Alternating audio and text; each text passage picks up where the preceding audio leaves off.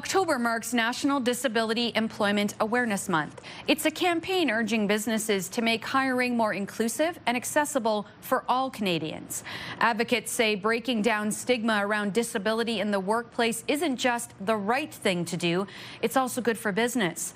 CTV's Sanjay Maru has been looking into this for us, and he joins us now with more. Sanjay.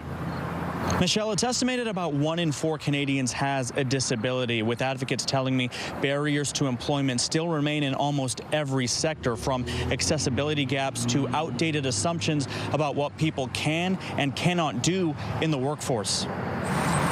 John Aslan says he's attended about 100 job interviews in his lifetime, and he's lost count of how many times an employer's body language and tone shifted when he showed up in a wheelchair. Sometimes I can almost see them shrink a little bit, like, oh, now I don't even know what I'm supposed to do. How do I approach this? How do I talk to that person? Disability advocates say it's all part of a lingering stigma, fears over added cost or extra accommodations. And according to Erie Shores Healthcare, those misconceptions are costing qualified people much-needed jobs. We believe it should be a priority for the region, for the province, for the country. I myself am a woman with a disability. I use a wheelchair full-time, so I do know the challenges of entering the workforce with a disability, but I also intimately know some of the value that you can add to an organization. That value, advocates say, often comes from a greater work ethic, a drive to prove they're just as capable as anyone else.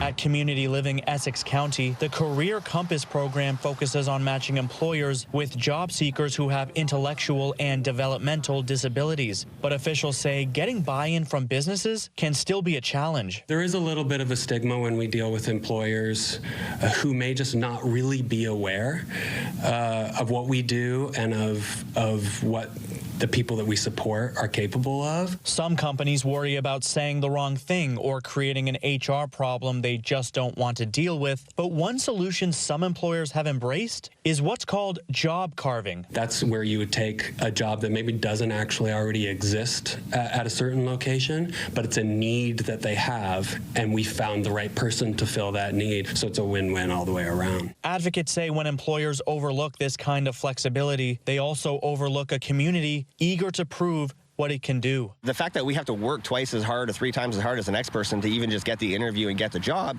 we're also going to translate that into the actual work that we're doing for you. So we're going to work harder because we feel like we have to prove our value to you. And Community Living Essex County adds people they've helped find employment, which they estimate to be in the thousands, tend to take less sick leave than their counterparts, are estimated to be the happiest on staff, and tend to stay at that job far longer than their peers. Michelle. All right, thanks so much for this report, Sanjay. Sanjay Maru reporting for us this evening.